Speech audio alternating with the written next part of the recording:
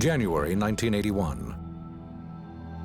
Rumors are swirling around the Woodbridge Bentwaters air bases in eastern England after mysterious UFOs are sighted by the U.S. Air Force personnel stationed there.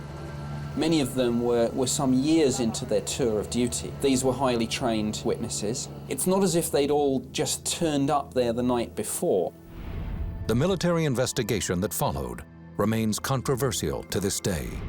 Those who say they witnessed the UFOs believe the military was more interested in damage control than in finding the truth.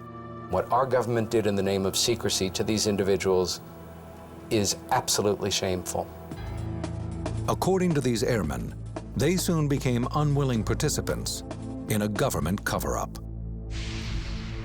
Initially, the investigation follows standard military procedure. Deputy Base Commander Charles Holt, a witness himself, begins debriefing the airmen who reported seeing the craft.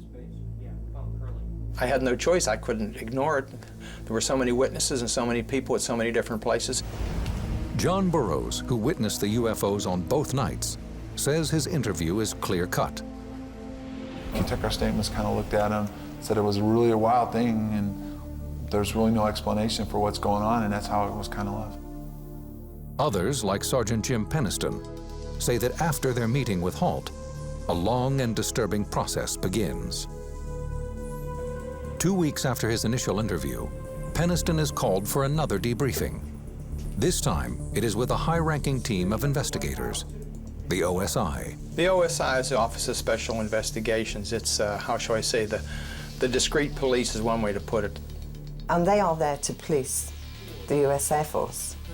And they can actually walk into an office of a general and, you know, even arrest him, if you like. That's how powerful they are. When Peniston enters the room, the mood is ominous. He begins to give a statement and offers the investigators sketches and notes of his encounter. According to Peniston, the rest of the interview is a blur. To this day, he has a difficult time recalling precisely what tactics the OSI used to extract his information. They took extra steps to make sure I was telling the truth. Sodium pentothal. I'm sure I gave a release for that.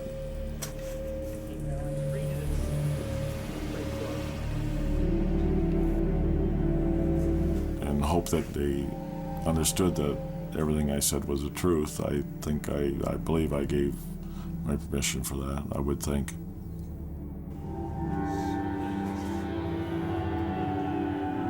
To Peniston, the military's investigation takes on a sinister tone as more men are called in for questioning. Shortly after the event, Sergeant Adrian Bustinza, who had accompanied John Burroughs to the field, is led to a room beneath the base for questioning. Even now, Bustinza refuses to speak publicly about the events of that night. According to author Georgina Bruni, he later confided in her.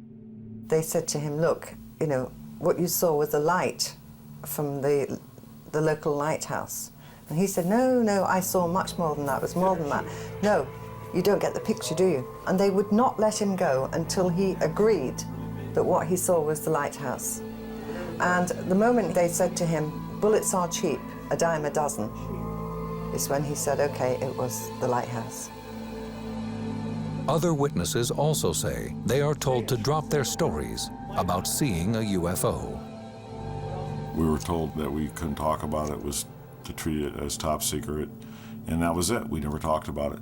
According to Airman Burroughs, the signs of a government cover-up are obvious.